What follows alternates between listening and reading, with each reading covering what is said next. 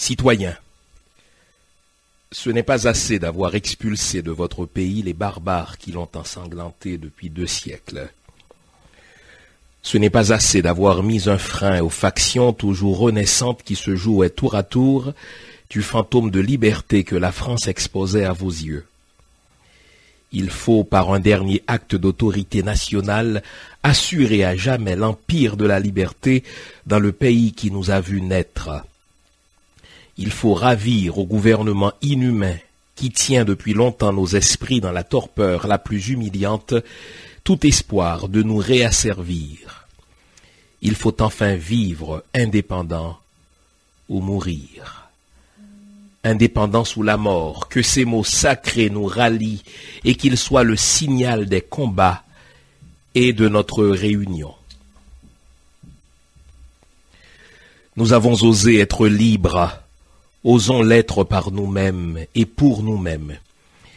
Imitons l'enfant qui grandit, son propre poids brise la lisière qui lui devient inutile et l'entrave dans sa marche. Quel peuple a combattu pour nous? Quel peuple voudrait recueillir les fruits de nos travaux? Et quelle déshonorante absurdité que de vaincre pour être esclave. Esclaves, laissons aux Français cette épithète qualificative. Ils ont vaincu pour cesser d'être libres.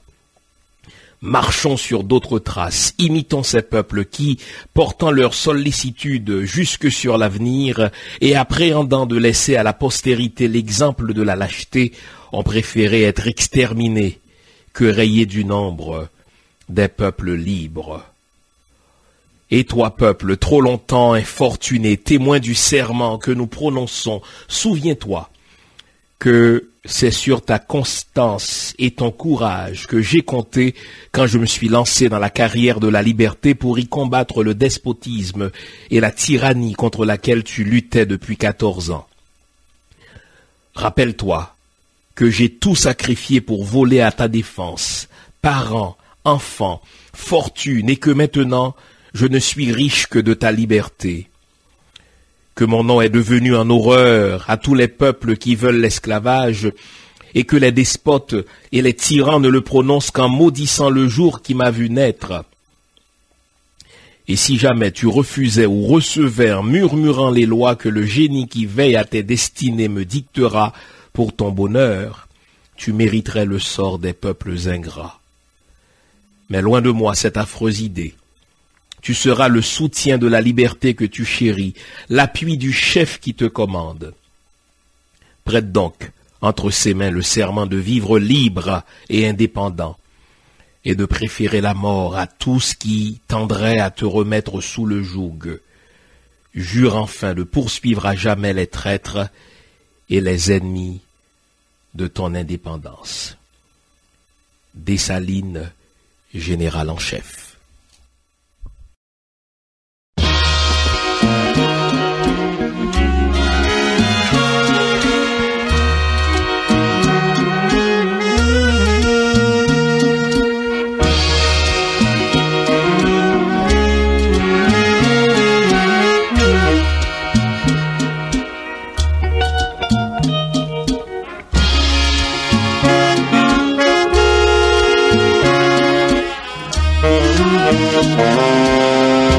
La fierté d'être nègre réside chez tous les Haïtiens qui se souviennent des prouesses de nos ancêtres les martyrs pour nous conquérir cette terre Haïti. Ce doux pays de rêve hospitalier, accueillant n'importe qui avec fraternité. Le nègre, c'est un peuple jeune intrépide, le seul au monde à lever les yeux grands. Même devant son Seigneur, dire son patron, sachant que comme lui, sang dans les veines. Mu par ce sentiment de fierté, je me suis fait l'interprète bénévole à chanter allègrement le nègre notre race. Oui, je me sens fier d'être de la race de Toussaint Louverture, le véritable père de la négritude. De Jean-Jacques Dessalines qui mène après lui la barque vers les rives glorieuses et ensoleillées. De Capral à mort qui eut à crier en avant, en avant, lors de la renverse de sa monture par un boulet. Le baron Tonnerre, dans un élan de sublime admiration, a déclaré: pour retirer l'acte de l'indépendance, il nous faut la peau d'un blanc pour parchemin, son crâne pour victoire, son sang pour encre et une baïonnette pour plume.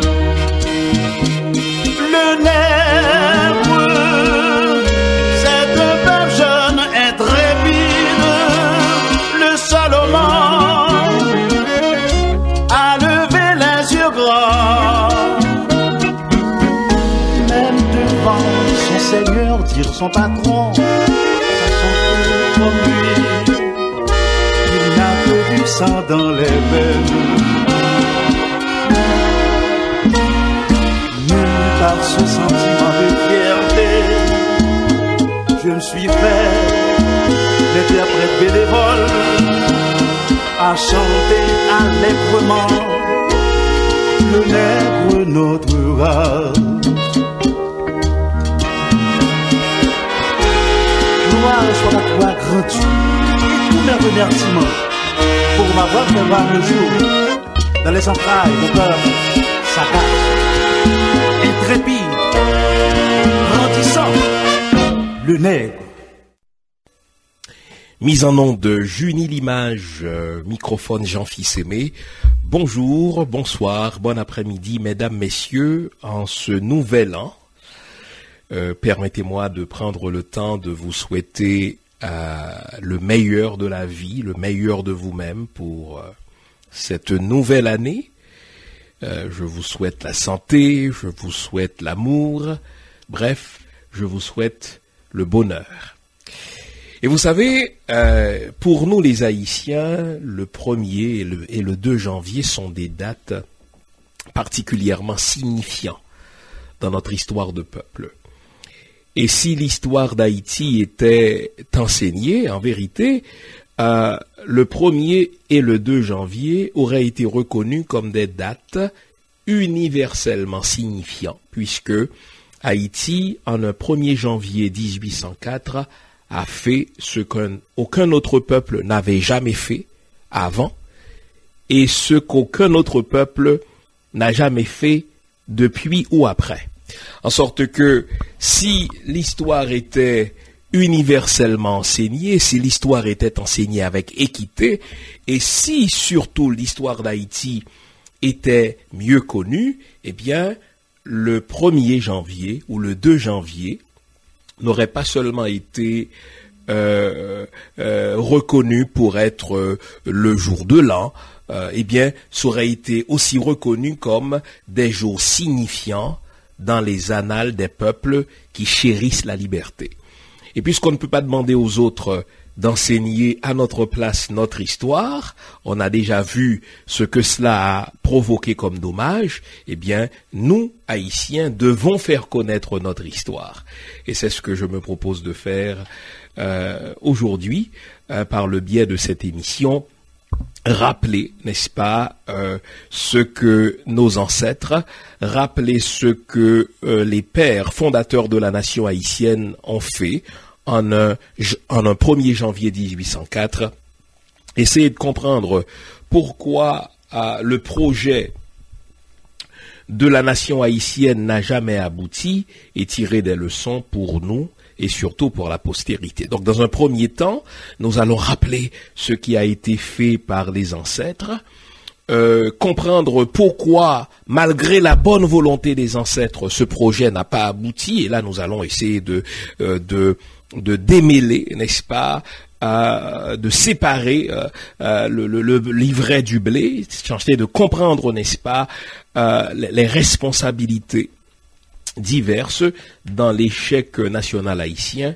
et surtout, enfin, dans un troisième temps, tenter de tirer des leçons pour nous et pour la postérité. Je vous espère à l'écoute jusqu'à la fin et une fois de plus, je vous souhaite le meilleur de vous-même, le meilleur de la vie pour cette nouvelle année.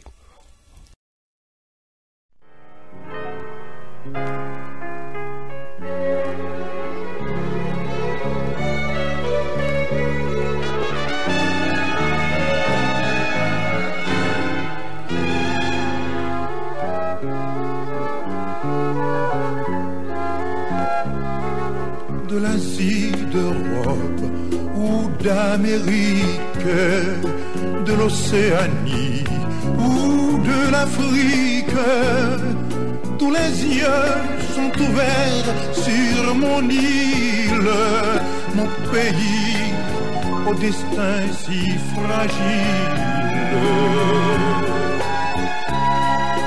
Haïti est une fleur sauvage, couleur de la nuit, couleur du rêve. Sa silhouette est angélique et douce, et sa voix, mélodie nostalgique. Haïti, ne pleure pas, je sais bien, l'angoisse te déchire. Toi qui as l'ombre du monde, vie de rêve et d'étranges chimères. Haïti, sèche tes larmes, je t'en prie, refais ton maquillage. Pour toi, rien n'est jamais facile, mais un jour tu seras la plus belle.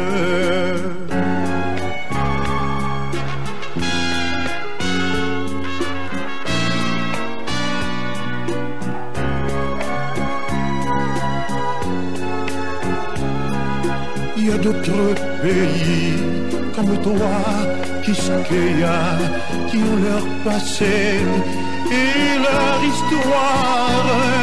Toi qui tiens le flambeau du courage, t'es pourtant la rose qui se fane. N'oublie pas tes gloires pharaoniques et ta citadelle fantastique, en dépit de tout ce qui t'accable, tu renaîtras un jour de tes cendres. Haïti, ne pleure pas, je sais bien, l'angoisse te déchire.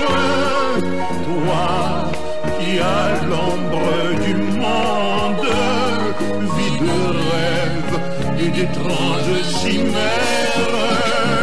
Haïti, sèche tes larmes, je t'en prie, refais ton maquillage.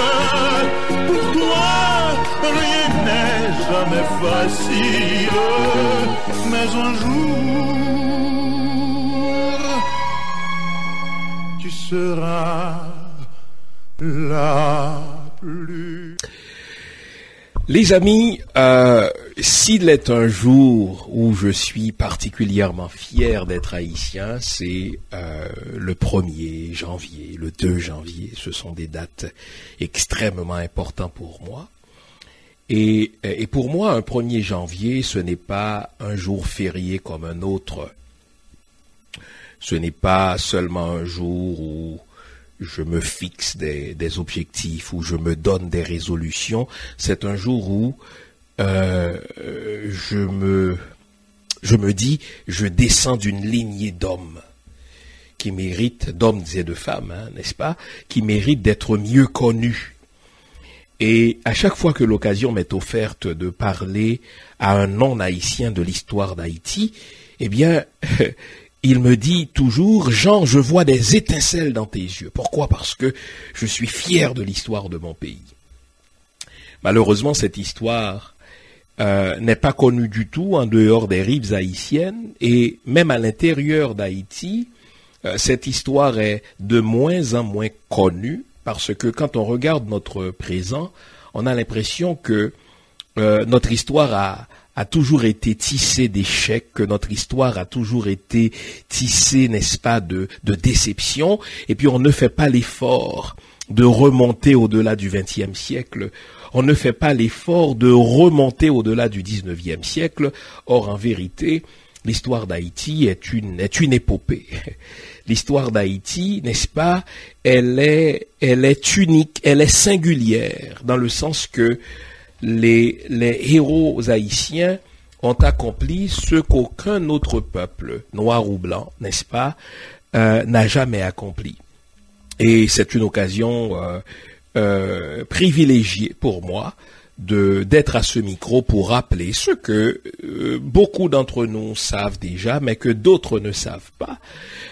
Ce que nous devrions, n'est-ce pas, enseigner à nos enfants qui sont nés ici, et que ces derniers doivent enseigner à leurs enfants, pour rappeler que même si aujourd'hui c'est un pays appauvri, plus appauvri que pauvre, un pays dit pauvre, n'est-ce pas, la réputation de pauvreté, de la pauvreté haïtienne est plus grande que la pauvreté réelle d'Haïti, même si donc c'est un pays qu'on s'entend à dire pauvre, mais en vérité c'est un pays riche en histoire, c'est un pays riche en première.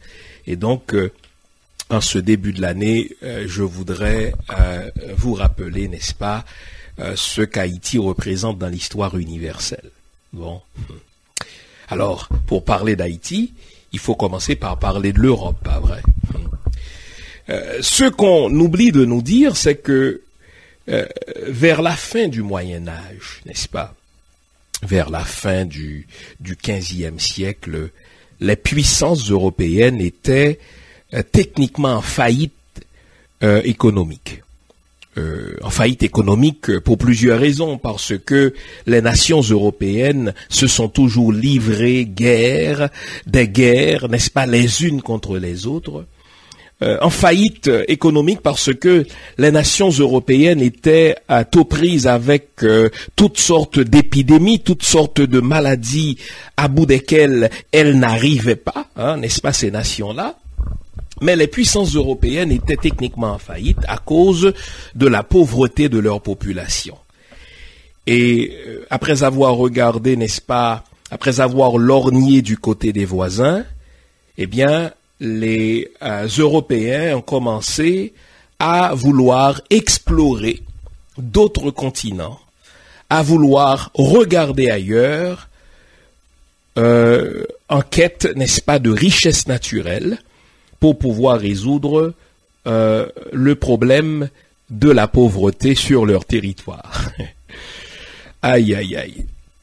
Aujourd'hui, ce sont les gens du Sud qui viennent chercher un mieux-être dans les pays du Nord. On voit, par exemple, des Haïtiens laisser leur rive pour aller ailleurs. On voit d'autres citoyens d'autres pays du Sud frapper à la porte des pays du Nord qui sont devenus méprisants et qui leur répondent, n'est-ce pas, restez chez vous. Mais ça n'a pas toujours été le cas. Vers la fin du Moyen Âge, au début, n'est-ce pas, du XVIe siècle, c'était le mouvement contraire. C'était les ressortissants des pays européens, c'était les puissances européennes qui envoyaient des explorateurs, entre guillemets. Vous entendrez par explorateurs voleurs, vous entendrez par explorateurs, n'est-ce pas, des pirates.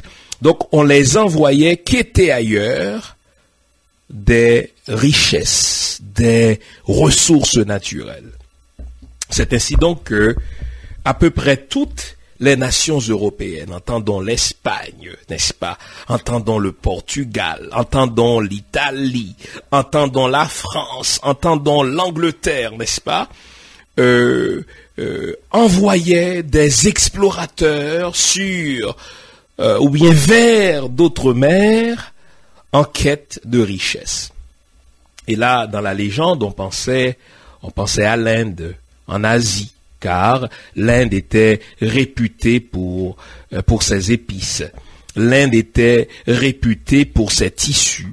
L'Inde était réputée pour ses ressources naturelles. Mais on pensait aussi, n'est-ce pas, à l'Afrique, parce que on disait, c'est un continent, n'est-ce pas, qui regorge de richesses naturelles. C'est un continent qui regorge, n'est-ce pas, de toutes sortes de pierres précieuses. Envoyons, n'est-ce pas, des marins, envoyons, n'est-ce pas, des bateaux vers ces continents-là pour résoudre notre problème ou nos problèmes de pauvreté.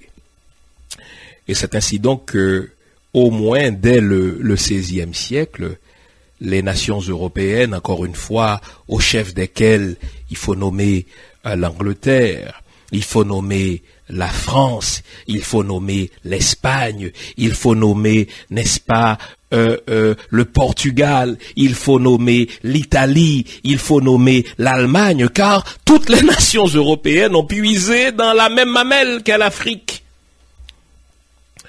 Donc toutes ces nations-là se sont vautrées dans ce qu'elles appellent, à tort, le commerce triangulaire. Il n'y a pas eu de commerce parce que quand on parle de commerce, il y a échange. Quand on parle de commerce, il y a partenariat. Quand on parle de commerce, il y a entente. Ça veut dire, il y a quelqu'un qui offre un produit et quelqu'un qui reçoit ce produit et qui donne en échange du produit ou du service qu'il reçoit quelque chose qui représente une certaine entente. Or, ce n'est pas ce à quoi nous avons assisté dans cette entreprise infâme qu'est l'esclavage. On verra donc des nations militairement puissantes, et ce n'est guère étonnant, puisque j'ai commencé par vous dire que les nations européennes ont toujours été en guerre les unes contre les autres. C'est pas pour rien qu'elles sont mieux expérimentées, c'est pas pour rien qu'elles sont mieux aguerries, c'est pas pour rien, n'est-ce pas, qu'elles sont plus féroces que les autres, parce qu'elles ont toujours été en guerre pour des conflits territoriaux, pour des conflits de frontières, pour des conflits de ressources, etc.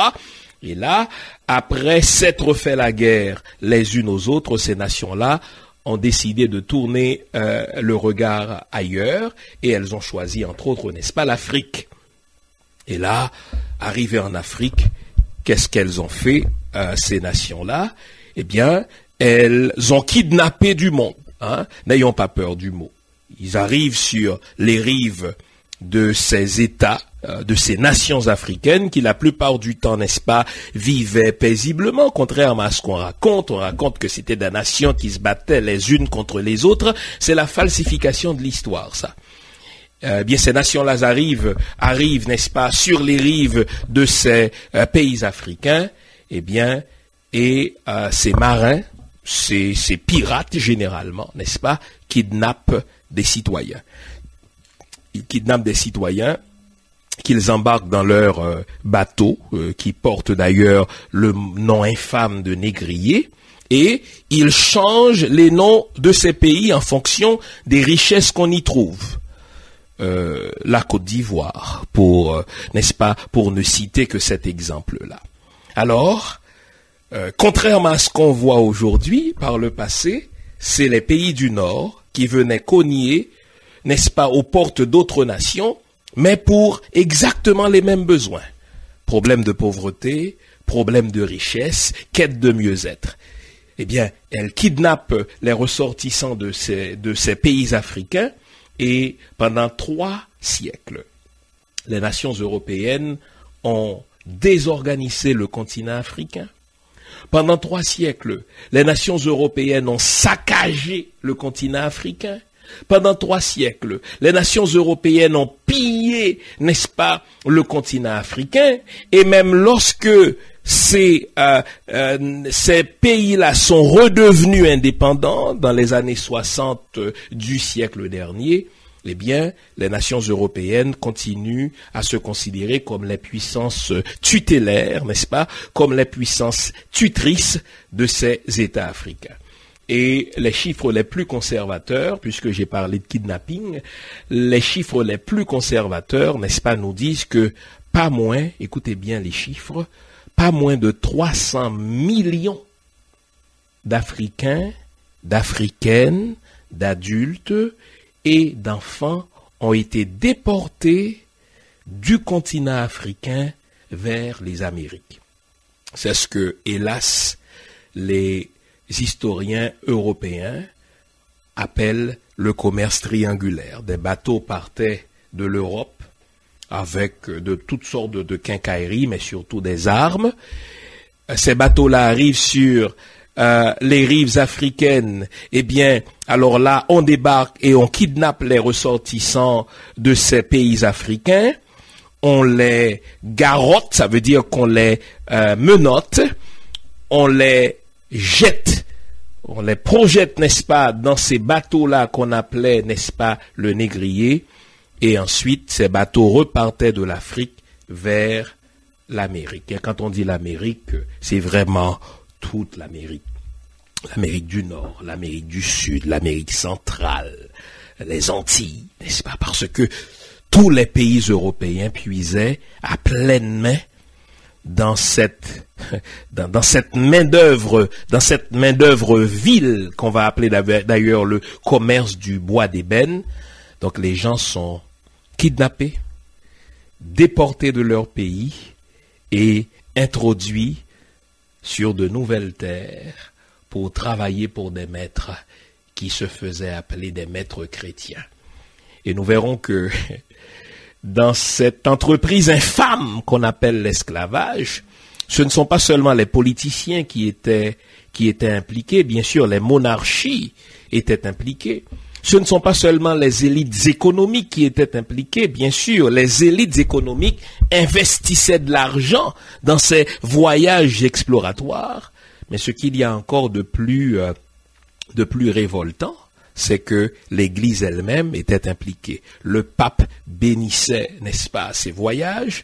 Il y avait, n'est-ce pas, des aumôniers catholiques qui bénissaient les bateaux au moment où le bateau prenait la route, n'est-ce pas, de l'Europe vers l'Afrique.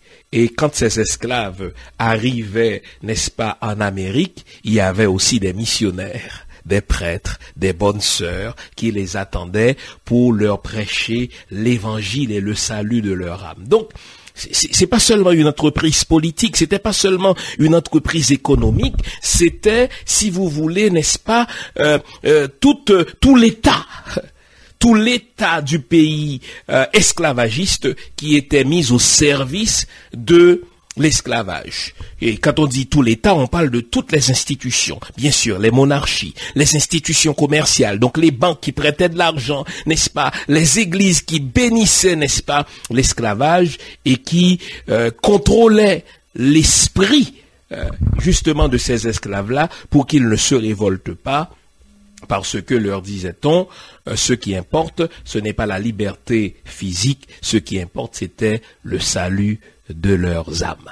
Alors, quand on parle, n'est-ce pas, de l'indépendance d'Haïti, pour que vous puissiez bien comprendre à quel point le 1er janvier 1804 représente quelque chose d'unique dans l'histoire universelle, il faut commencer par rappeler cette infâme entreprise dans laquelle tous les États européens, quasiment les grandes puissances européennes, avaient les mains trempées. N'est-ce pas, le commerce infâme de l'humain par l'humain, le commerce du bois d'ébène. Et encore une fois, j'aime à le rappeler, ce ne sont pas seulement les monarques, les rois, les reines qui étaient impliqués là-dedans, les hommes et les femmes d'affaires étaient impliqués, l'Église aussi était impliquée. Et quand je dis l'Église, on ne parle pas de l'Église locale, on parle, n'est-ce pas, d'une idéologie qui partait de Vatican, puisque le pape lui-même bénissait l'esclavage. On s'arrête ici, puisqu'on est en train de mettre la table pour montrer l'unicité de l'indépendance haïtienne.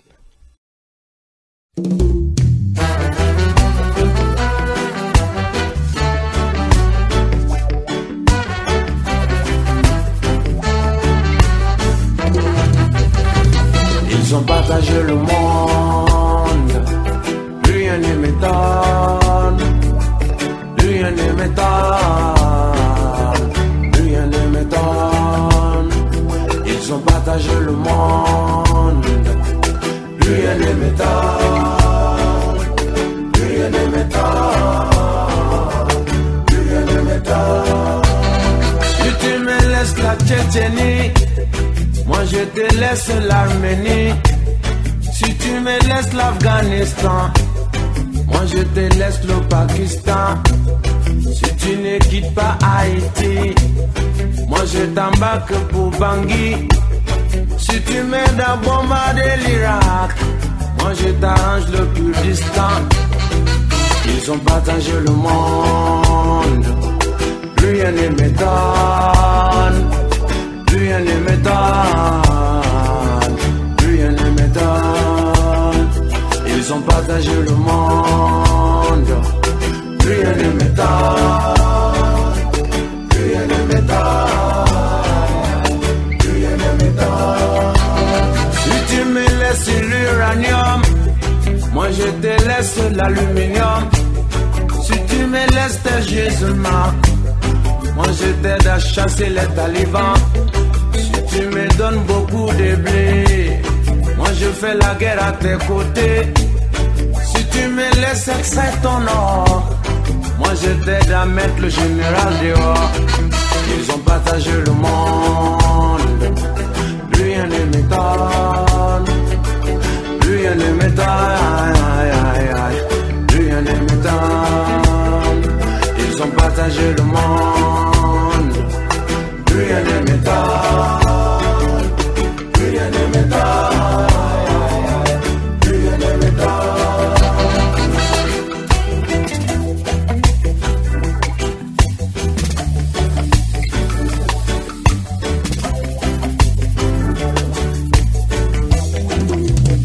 Ils ont partagé Africa sans nous consulter.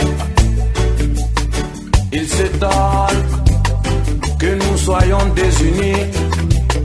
Une partie de l'Empire mandingue se trouva chez les Wolofs. Une partie de l'Empire Mossi se trouva dans le Ghana.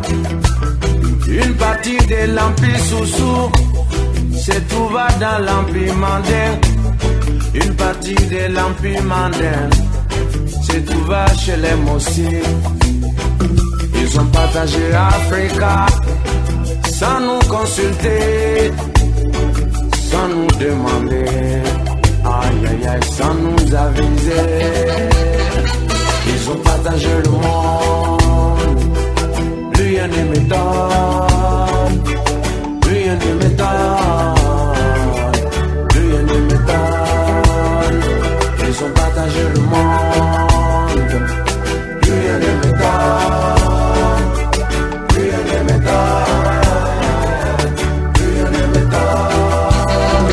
Ils ont partagé le monde. Rien ne m'étonne, rien ne m'étonne,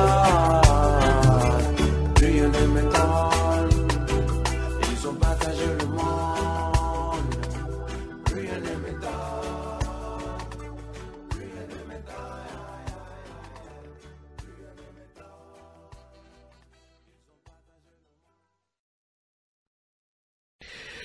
Alors on a vu avant la pause que c'était pour résoudre leurs problèmes de faillite économique, leurs problèmes démographiques, surpopulation, leurs problèmes médicaux, hein, toutes sortes d'épidémies que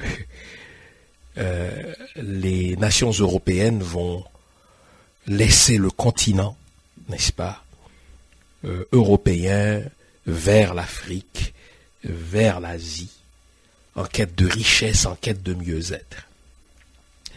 Et lorsque ces hommes et ces femmes, ces hommes surtout, financés par les politiciens, les banques européennes, les hommes d'affaires sont arrivés, eh bien ils ont littéralement kidnappé les ressortissants de ces pays d'Afrique. Ils les ont enchaînés. D'ailleurs aujourd'hui, n'est-ce pas, en Afrique, on garde le souvenir de ces kidnappings-là. Puisque justement, au Sénégal, dans la ville de Dakar, en Gorée, il y a ce qu'on appelle la porte du non-retour. Et j'oublierai jamais ces images poignantes de Barack Obama, de Michelle Obama, qui sont allés rendre visite au Sénégal. On a vu Oprah Winfrey aussi, on a vu Michael Jean, toutes ces personnalités noires qui sont allés, n'est-ce pas, voir de leurs propres yeux, sentir de leurs propres narines, et tenter de ressentir, n'est-ce pas, les souffrances que nos ancêtres noirs ont subies lorsque les Européens les ont kidnappés, les ont menottés, les ont garrottés, et les ont obligés à passer par cette porte de non-retour dans l'île de Gorée. Pourquoi on l'appelle porte de non-retour? Car dès que vous passiez par cette porte-là, vous ne reveniez plus en Afrique. Vous étiez déporté vers un continent que vous ne connaissiez pas. Pas comme touriste, pas comme visiteur, mais pour travailler comme esclave, c'est-à-dire comme objet, c'est-à-dire comme chose. Et en tant qu'esclave, en tant que chose, vous étiez la res en latin, la chose du maître, vous étiez le bien de votre maître, et dans l'inventaire des biens du maître, les esclaves figuraient. Il y avait donc un marché d'esclaves sur les rives africaines. On ouvrait la bouche de tel esclave pour voir s'il avait toutes ses dents. Donc s'il avait toutes ses dents, ça veut dire c'était un signe de santé. On vérifiait le pénis de tel gars pour voir s'il était un étalon. Donc s'il était un étalon, il allait pouvoir se reproduire et donner d'autres esclaves, n'est-ce pas, à ses maîtres. Eh bien, on explorait aussi le vagin de la femme pour voir dans quel état il était. Si on regardait ses seins, est-ce qu'ils étaient fermes, ça veut dire pour voir dans quelle mesure cet objet-là, cette femme noire, pouvait donner naissance, n'est-ce pas, à une nombreuse postérité. Et dans la mesure où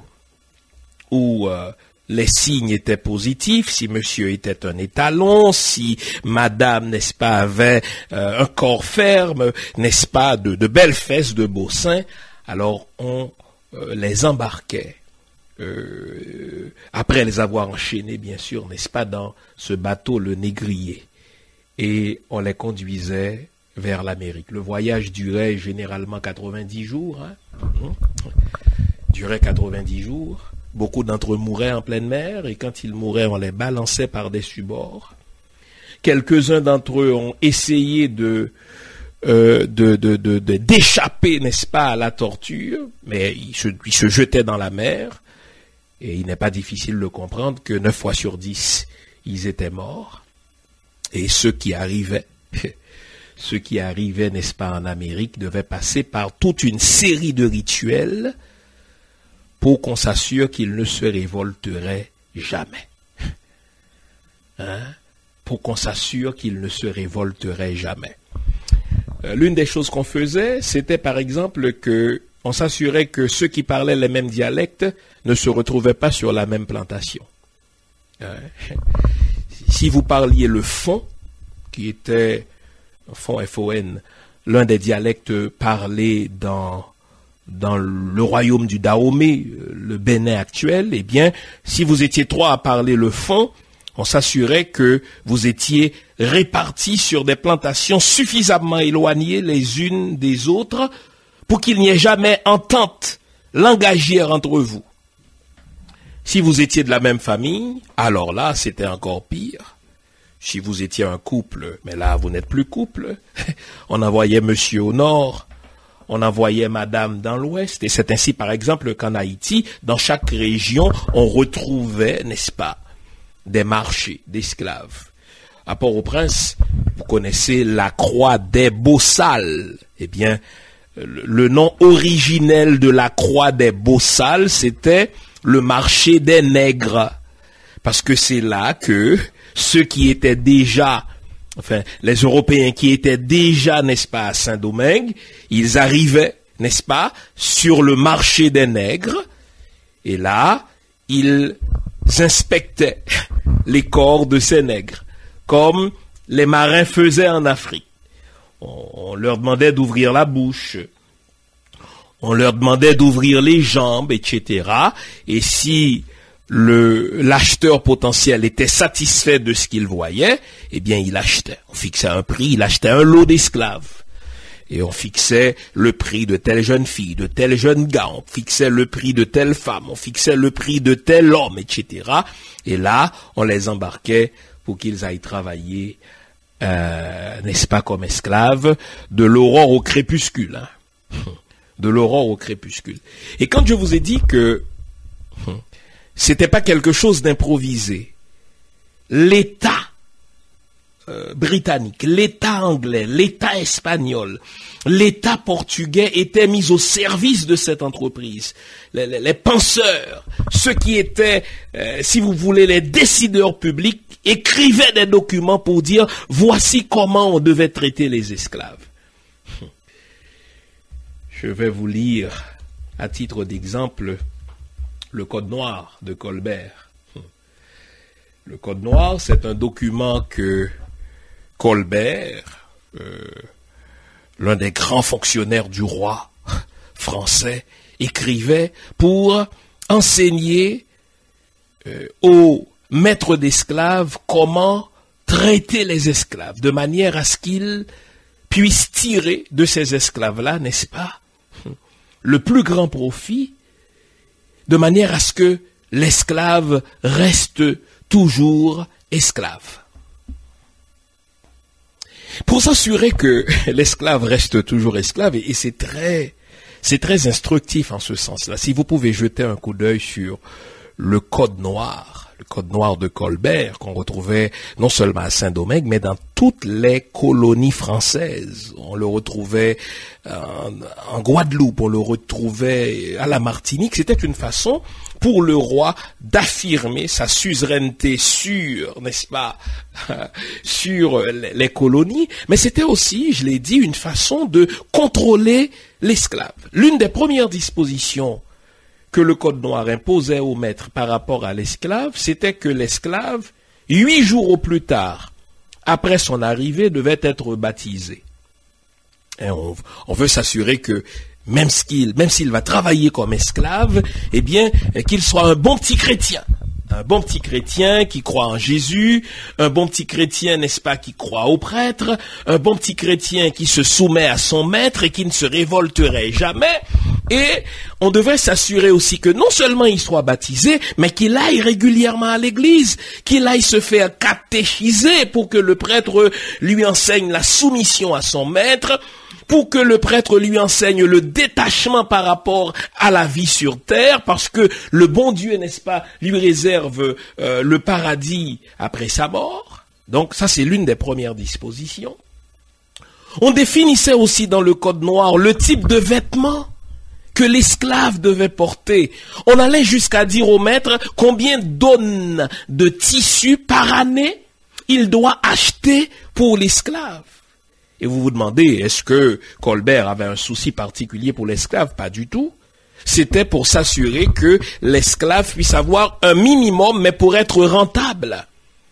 Parce que ce que vous devez savoir, il y a ce qu'on appelle le traité, n'est-ce pas, du commerce exclusif. Puisque les colonies n'avaient pas le droit de faire commerce avec les autres puissances, sinon qu'avec la France, et puisque la main-d'œuvre, en ce moment-là, c'était l'esclave, et que le roi tirait profit, n'est-ce pas, de cette entreprise-là qu'on appelle l'esclavage, eh bien, le roi et ses fonctionnaires s'assuraient que l'esclavage était dans les meilleures conditions pour être rentable. On enseignait au maître combien d'onnes de tissu qu'il faut, qu'il prévoit pour vêtir, n'est-ce pas, son esclave. On lui enseignait, n'est-ce pas, combien de vivres il faut qu'il laisse à son esclave pour que ce dernier ne meure pas de faim. On allait jusqu'à lui dire quel devait être le régime alimentaire de l'esclave. Il devait se nourrir de manioc, il devait se nourrir de cassave, tout était prévu. Et dans certains cas, on lui disait, voici l'étendue du lopin de terre que vous devez laisser à l'esclave pour qu'il puisse planter lui-même ce dont il allait se nourrir pour au moins s'assurer qu'il ne mourrait pas de faim et qu'il reste, n'est-ce pas, dans les meilleures conditions. Donc, rien n'était laissé au hasard. Rien, absolument rien n'était laissé au hasard. Du baptême de l'esclave au plus tard à la 8e de son arrivée en Amérique, jusqu'aux vêtements qu'il devait porter, 9 fois sur 10 c'était des haillons, pas vrai? Son régime alimentaire était prévu et régulé, et là, bon Dieu, les relations sexuelles entre le maître et l'esclave. Parce que vous devez savoir que l'esclave étant une chose, eh bien, le Code noir ne prévoyait pas. Le Code noir faisait tout pour interdire des relations sexuelles entre le maître et l'esclave. Pour des raisons que l'on peut comprendre, parce que cette fameuse doctrine de la supériorité raciale, si le maître blanc est supérieur et on lui enseignait qu'il était supérieur, pas question, n'est-ce pas, qu'il couche avec sa chose et que des rejetons soient nés de cette relation-là. Mais vous le savez, malgré les interdits du Code noir, eh bien, à un moment donné, très souvent, très régulièrement, très vite, n'est-ce pas, au début de cette relation, eh bien, les maîtres vont coucher avec leurs esclaves, ces derniers vont tomber enceintes, et une autre classe d'hommes va naître, qu'on appelle mulâtre. Et vous savez que le mot mulâtre, historiquement, n'a rien de mélioratif. Le mot mulâtre n'a rien de réjouissant, n'a rien de beau. Le mot mulâtre a exactement la même origine que mule. Hein? C'est-à-dire, c'est des sangs mêlés, c'est des gens qui ne sont ni noirs ni blancs, qui se retrouvent au beau milieu et qui, techniquement, ne sont pas censés avoir plus de valeur que ça. Et devant les pratiques très répandues de relations sexuelles entre le maître et la femme esclave, les éditions ultérieures du Code noir vont s'ajuster pour réguler ce qui doit être fait au cas où un maître blanc couche avec, n'est-ce pas, sa négresse, et quel statut devrait être réservé, n'est-ce pas, à ce mulâtre. Donc, tout était prévu. Donc, l'esclavage n'était pas une entreprise improvisée, c'était quelque chose au service duquel tout le génie de l'État était engagé, et on surveillait les esclaves, on faisait venir des chiens dépisteurs, il y avait, n'est-ce pas, des policiers de campagne, il y avait des gardes, n'est-ce pas, des contingents spéciaux des armées pour s'assurer que les esclaves ne se révolteraient jamais. Et c'est en comprenant toutes ces dispositions, tous ces règlements, qu'on va mieux apprécier le génie du peuple haïtien lorsqu'un 1er janvier 1804, il va réaliser, proclamer son indépendance. On s'arrête ici, les amis.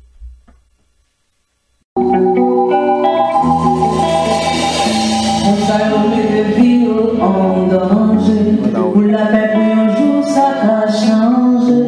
L'homme est maintenant, l'homme va songer. L'espoir dans l'air. Pour ça, conviction exilée. Qui campait, qui n'a tout cause de mêlée. Ça y est, qui remettait l'honneur campé.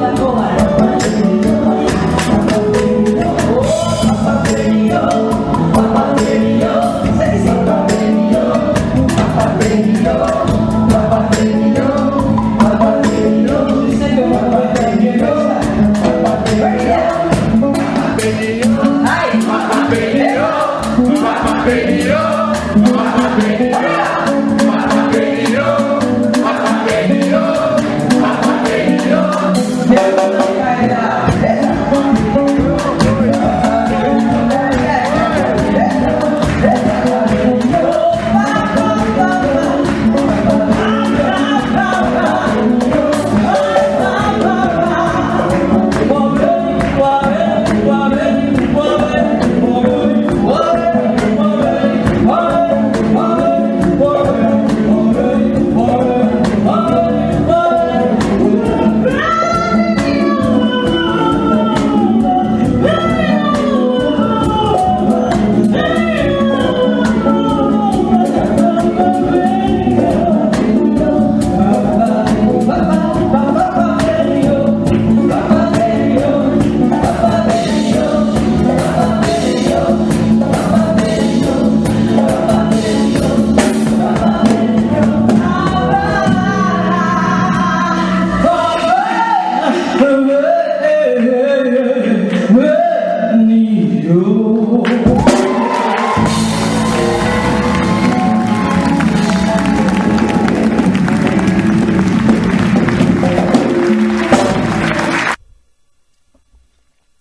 Donc on a vu toutes les dispositions qui étaient prises par l'État, le très puissant État français. Je sais pas, les fonctionnaires du roi mettaient leur génie à tout prévoir pour s'assurer que l'esclave ne se révolterait jamais et que ce régime dure le plus longtemps possible. Je vous ai montré qu'il fallait baptiser l'esclave au plus tard 8 jours après. Mais on lui changeait le nom, n'est-ce pas? Les noms africains prenaient le bord. Désormais, il portait le nom de son maître ou le nom du caprice ou de l'arbitraire du maître, n'est-ce pas? On s'assurait que 2 ou 3 qui parlent le même dialecte ne se retrouvent pas sur la même plantation. Cependant, malgré toutes ces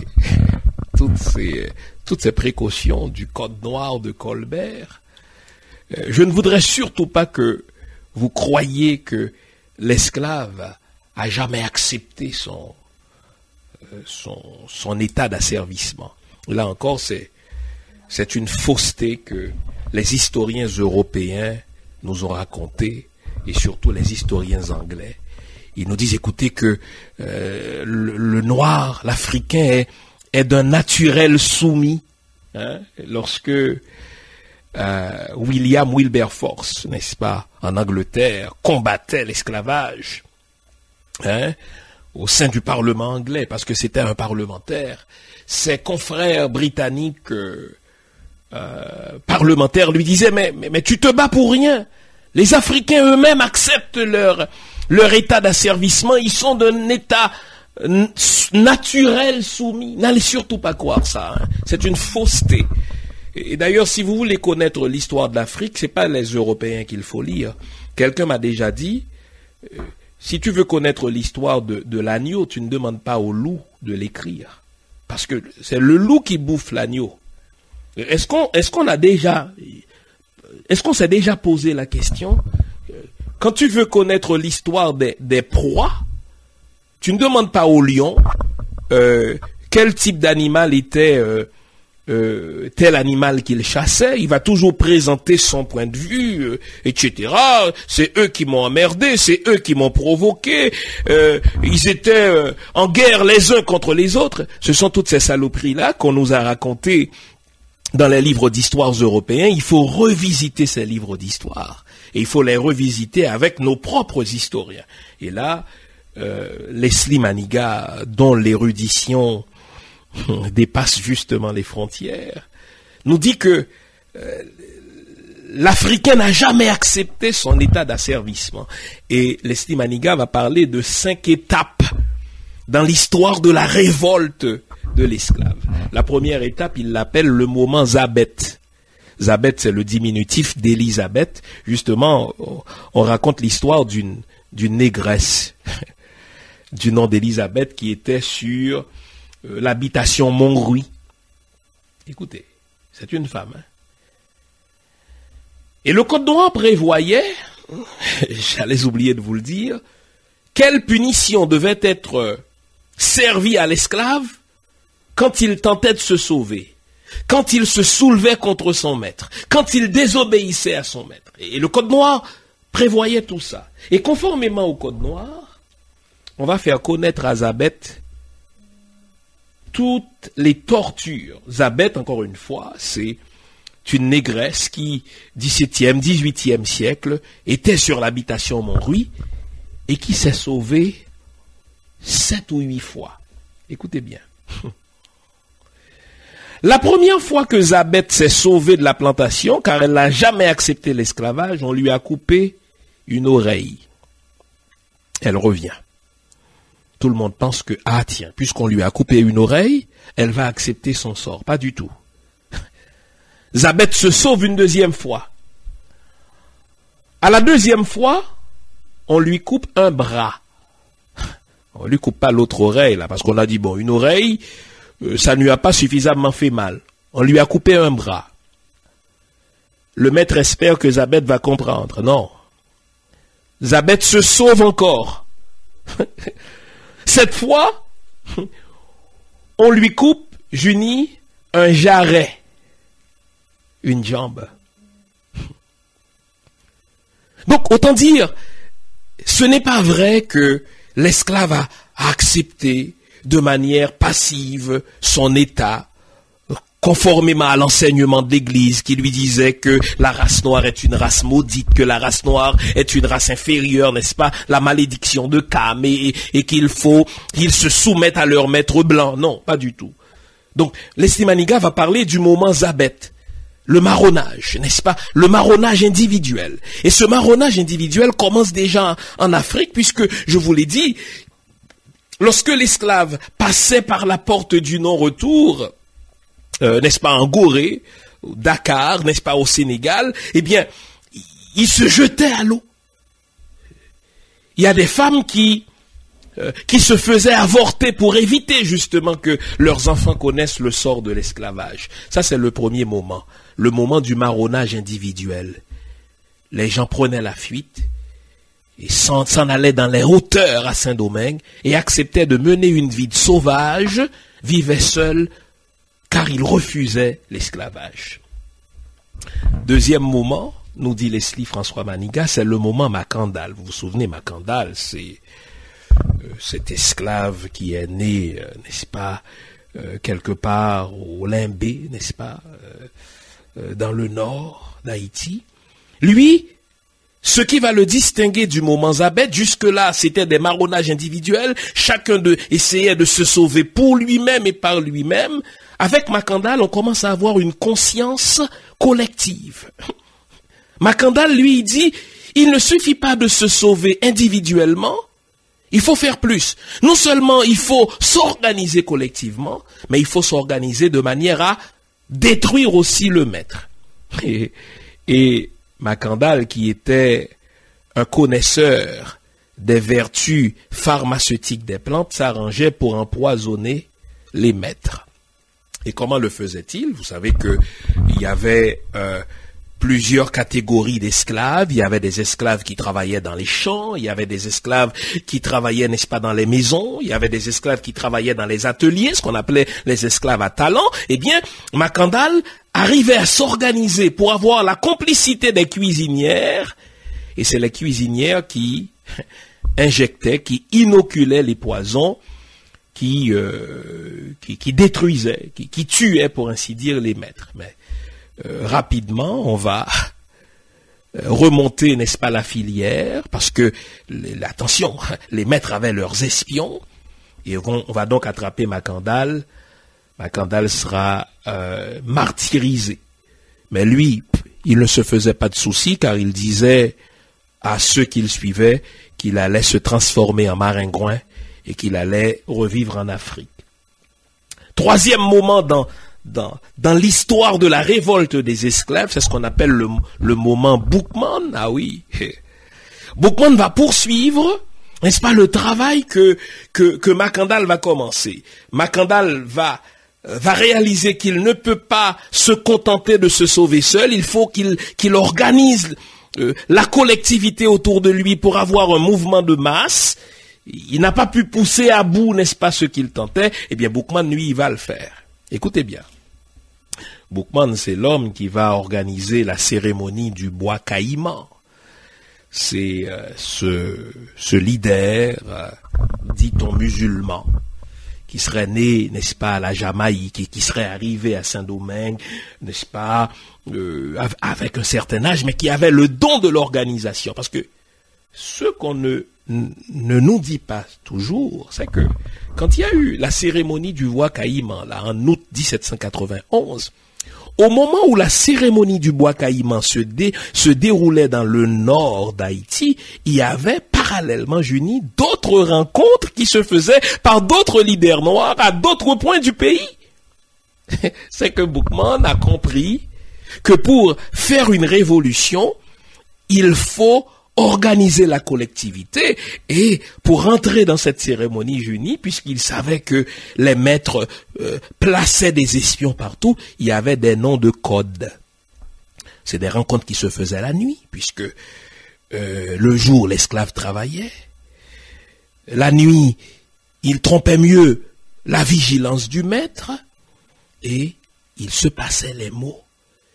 Il se fixait une date. Et quand vous prenez le temps de fouiller, n'est-ce pas, dans l'histoire, c'est pas pour rien que Boukman et ses collaborateurs ont choisi la nuit du 14 août. Sais-tu pourquoi, Junie? 14 août 1791, c'était une nuit de pleine lune. Ça veut dire, l'esclave n'avait pas besoin d'allumer une chandelle, d'allumer un bois peint pour ne pas, n'est-ce pas, soulever le soupçon du maître. Puisque c'était une nuit de pleine lune, eh bien, il pouvait alors se promener dans le bois sans soulever le soupçon du maître. Et Boukman va faire aboutir le projet de Macandal, organiser la collectivité pour se soulever. Mais c'est exactement le même projet. On n'accepte pas l'esclavage.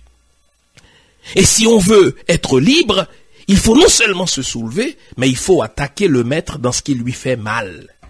C'est ainsi donc que 8 jours après la cérémonie du bois caïman, qui a eu lieu le 14 août, donc dans la nuit du 21 au 22 août, quel a été le mot d'ordre? Foutre le feu dans toutes les plantations. Ah oui, foutre le feu dans toutes les plantations de canne à sucre, dans les plantations de café, dans les plantations de cacao. On va faire mal au maître là où ça compte. Et à partir de ce 14 août 1791, l'esclave ne retourne plus dans les plantations. Nous sommes le premier peuple à l'avoir réalisé. Ça, c'est le troisième moment. Le quatrième moment, c'est le moment Toussaint l'ouverture. Alors lui, ça le génie. Boukman, c'était l'homme d'action.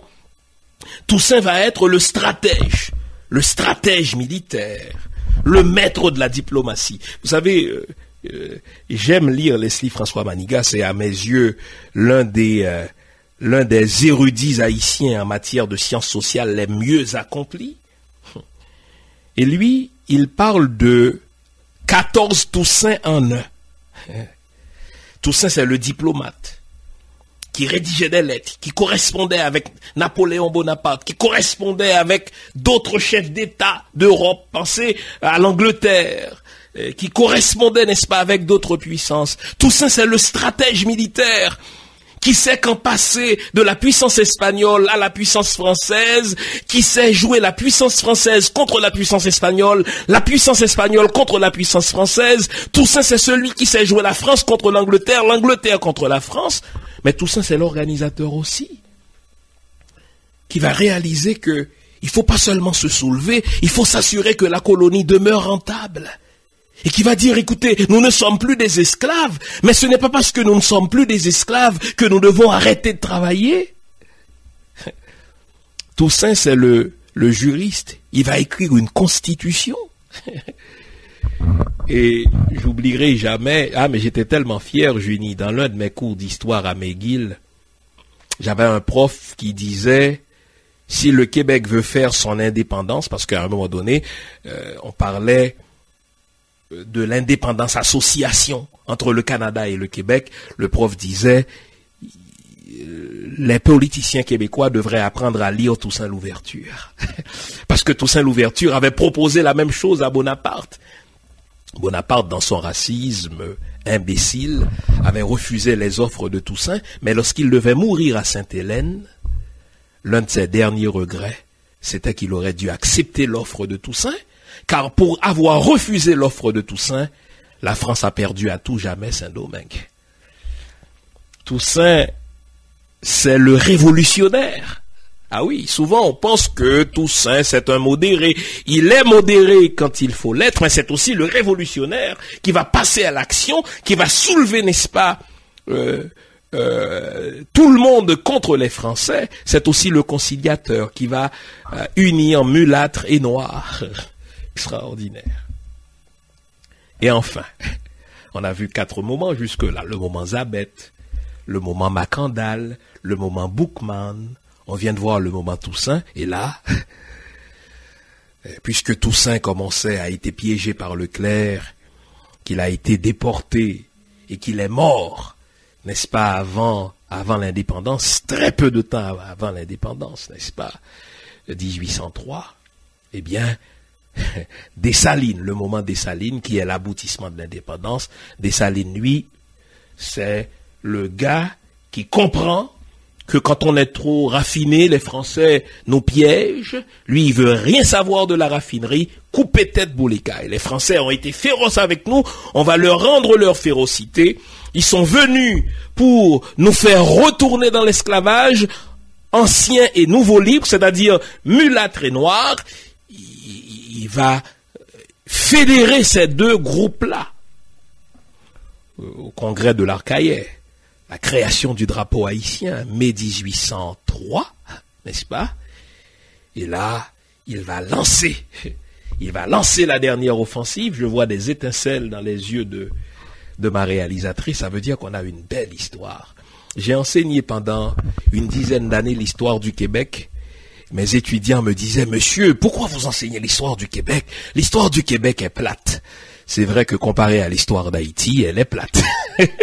Ah, mais n'ayons pas peur de le dire. Alors, si j'arrive à susciter ces étincelles dans vos yeux, c'est que j'ai un mérite. Eh bien, Dessalines va dire, non, mais écoutez, on va leur rendre leur férocité, on va pratiquer la politique de la terre brûlée, ce sera vivre libre ou mourir, on va jouer le tout pour le tout. Et il lance cette dernière offensive en novembre 1803, et là, écoutez bien les amis, et là, pour la première fois, écoutez-moi bien là, une armée non européenne va remporter la victoire sur une armée européenne. Est-ce que je peux reprendre cette phrase?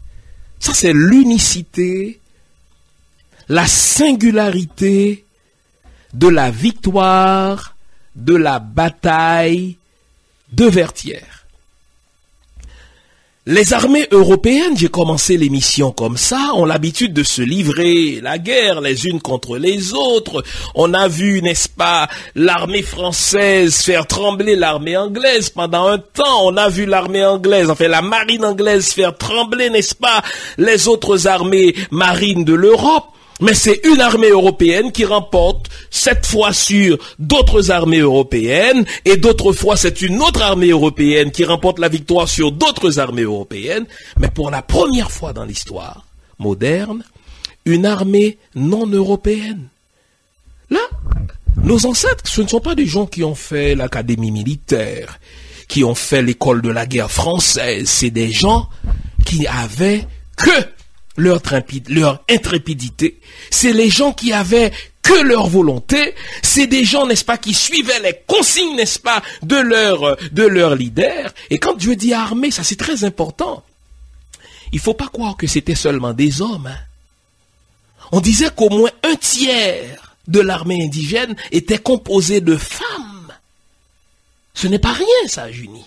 Donc, les hommes et les femmes haïtiens, le masculin l'emporte sur le féminin, quelle horreur. Hein? Les hommes et les femmes haïtiens, n'est-ce pas, ont fait ce que personne d'autre n'a jamais fait, remporter la victoire sur une armée européenne.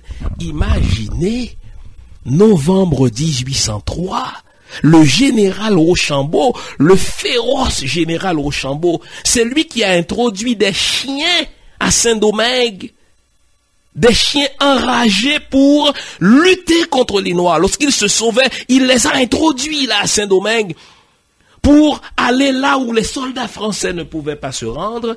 Le général Rochambeau devait reconnaître la victoire et signer la cession de la colonie de Saint-Domingue à ceux qu'il considérait comme des va-nu-pieds, ça veut dire des nègres. Et ça, les amis, fouillez toutes les annales de l'histoire, ça ne s'est jamais fait avant, ça ne se fera plus jamais. L'histoire d'Haïti est unique. Novembre 1803, l'armée française, l'armée de Napoléon, qui faisait trembler l'Angleterre, qui faisait trembler l'Italie, qui faisait trembler d'autres peuples, n'est-ce pas? L'Espagne va céder le territoire à des nègres de l'Afrique. Ah, extraordinaire. On s'arrête ici. Ça mérite qu'on se bombe le torse un tout petit peu. Vous comprenez pourquoi je vous dis, je suis tout toujours fier d'être haïtien, mais je le suis encore plus un 1er janvier et un 2 janvier. Et si les humains étaient justes, si l'histoire d'Haïti était enseignée dans les facultés des universitaires étrangères, ou si l'histoire était équitablement enseignée, le 1er et le 2 janvier seraient reconnus comme des dates de la liberté grâce à Haïti. On s'arrête ici.